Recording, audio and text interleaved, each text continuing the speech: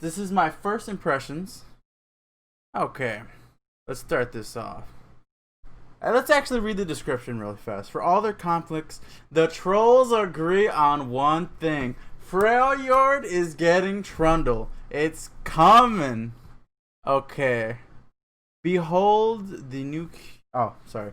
Go big or get smashed. New keyword, behold. Bonus if you have a type of card in play in hand. Oh! I like this. I like this a lot. Okay. Okay, so the first card here... Let me actually move my camera for this. Go right... Yeah, right here. This way you guys can actually read the cards with me. Okay, so Faces of the Old Ones. Looks kind of cool. 2-drop, 0, 2. If you behold, so if you have this in hand, is it or deck? Or in play. Okay, in hand or in play. An 8 or higher cost card. Get an extra mana gem this round. You know, this is really easy to get removed, and it has a prerequisite. I can't, right as of right now, just seeing this card and not seeing the entire set, I can't see this card seeing play.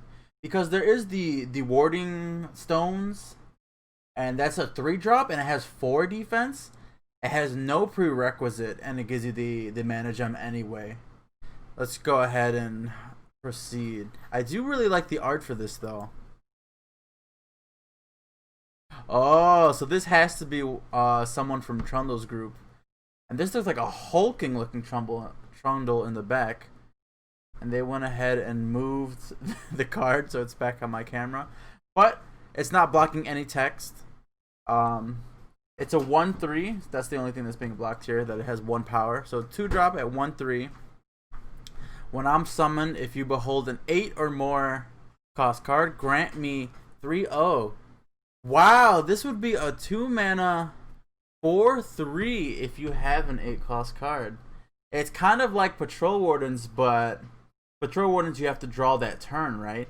There's a higher chance of you actually getting this. If you build a deck with crazy high mana cards. So they have to be releasing some more high cost cards. There's just no way. Right? Like, yeah, Freljord does have some high cost cards. But to reach 8 mana or more, there's like Trundle, War Mother's Call. It's hard to even think of others, right? There's the Sejuani card. Let's keep going. Okay, so guaranteed Trundle. Here's another Troll Ravager, a 4 mana. When I'm summoned, if you behold an 8 cost or higher card, grant me regeneration. It's a 3/5 with regen. It's not bad. Honestly, that's not bad. Having the regen keyword on something with high defense is not bad. But the problem here is on turn 4, if he attacks or trades, he can easily be dealt with, I feel. Because, like, the other comparable card would be Braum. And yes, Braum seems sturdy. Well, actually, thinking a little bit more, he is as sturdy as Braum. But the thing is, Braum can choose who he he has Challenger.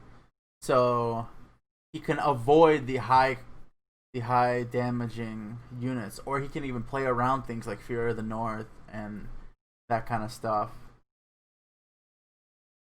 I'm not too sure how good this card will be. As of right now, I don't think it's that great. The regen keyword in general isn't the best. Like, when you think of the units that have regen right now, there's what, Garen, which he's very boring. There's She Who Wanders, which the regen keyword doesn't really do much for. And Braum, which is probably the best one. Now, it is important to note that since this is a Freljord card, you can run like Omen Hawks, get this buffed up with Omen Hawk or Starlit Seer, or the 5-drop the Hearthguard, and then this would be like a 4/6 for 4 mana. That would be insane with regen, because then like 6 health is way harder to deal with than 5. It's like when you think about it, the Yetis can deal with this. Heckram, well, Heckram's a 6-drop. All right, we're gonna proceed. What else do we have here? Uzgar the Ancient. Wow, this card looks very cool. Very cool. I love it. I love this art. Well, so what I'm blocking here, I'll actually just move over again. All right. Here's. So it's a 7/7 with Challenger and Regen. Again, I don't think Regen is that great of a keyword. But 7 health. It's an 8 mana card.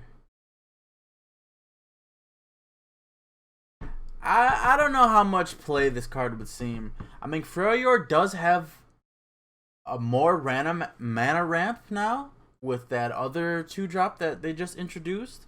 So that's a total of what? There's Warding Stones, there's that Sejuani one that requires Plunder, and then there's Catalyst of Eons. So that'd be 4 cards that can grant you more mana. It's a total of 12 right now, like since you can run 3 of each. Although the Plunder one's not so reliable. So I would say there's like 9 that are semi-reliable. Again, that 2-drop, kind of hard to determine. But let's say you are able to ramp 2 times. Then you can play this on turn 6.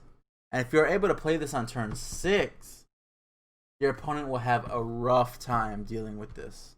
A rough time. Let's see what else we got. Troll Chant. Alright, so I'm not blocking anything here. It's just a common card. Troll Chant. I feel like the art could have... well, I love the full arts more than the little circles. But I get it. A lot of spells just have the little circles. Okay, so burst speed, 2 mana. Give an ally +0/+2 to give an enemy -2. That's really nice. It's essentially like a 4 stat difference if you're using it in combat, right? This is pretty big. This especially makes the regen cards even a bit better. Now, this is limited to combat, which is something that Freljord is kind of forced to do. They're very combat oriented, which right now it's still fine, but there's more of a control meta.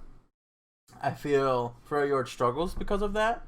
Like a Ruination can end their game, or Ezreal, who doesn't care about the board, can still win. Regardless, with all the cards that they have been releasing, it seems that they're really going for more of a board control kind of meta. And so Troll Chant really, really is powerful in this kind of meta. And it's important to note that yes, there is, like, Freljord already has access to Frostbites, but this is 2 mana. Brittle Steel is 1 mana, but it has a prerequisite of them having 3 or less health. And if everything is beefier with this meta, especially with Targon granting more defense, Troll Chant becomes more reliable. Because you can use Flash Freeze, but why you use Flash Freeze when you can use Troll Chant for 1 less mana? Unless you are specifically playing Ashe, but this card makes it so you don't need to play Ashe. Like, it doesn't have to be an Ashe Freljord anymore. You can probably do like Sejuani plus Trundle. Because Trundle is for sure getting released. I'm not sure if they do spoilers on Sundays, but if they don't do it tomorrow, then it will be released on Monday. Alright, maybe there's one more card?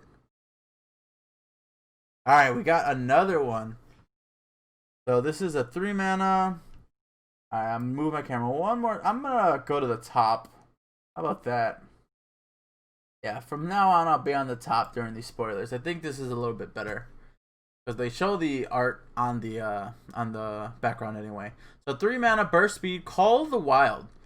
For the top 4 cards in your deck, draw each Yeti, Poro, and Elnuk.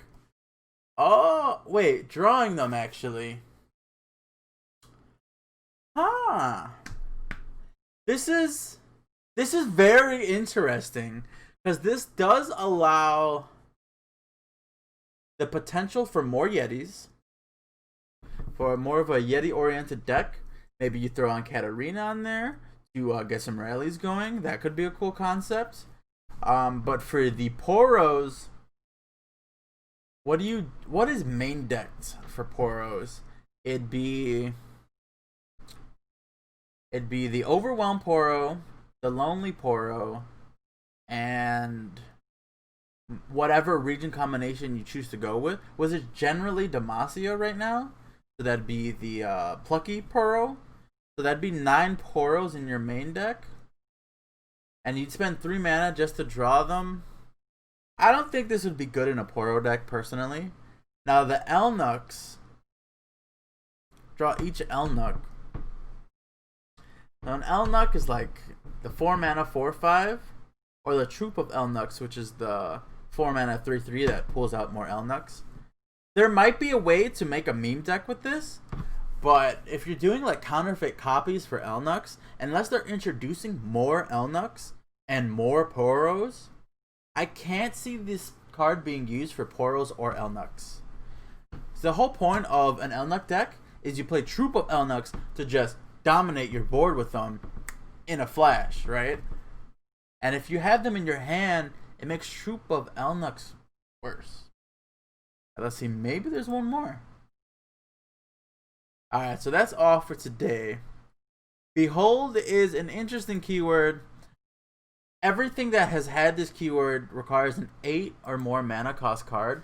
So Freljord may become like the green region from like Magic, where they have all the ramp and all the big dudes, which is kind of nice.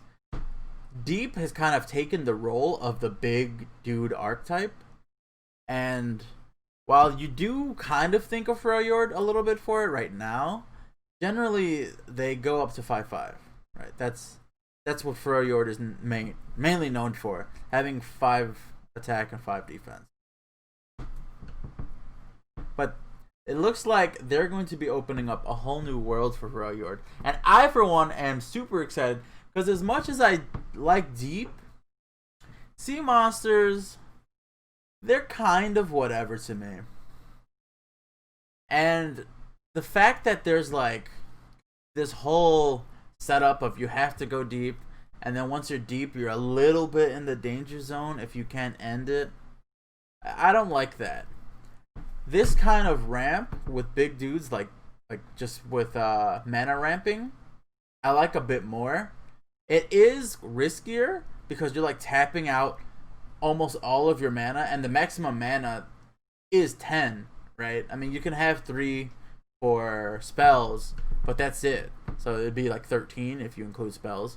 But realistically, for summoning big dudes, the max is 10. So if you play an 8-drop, you have 2 mana left. 5 spell mana at the max.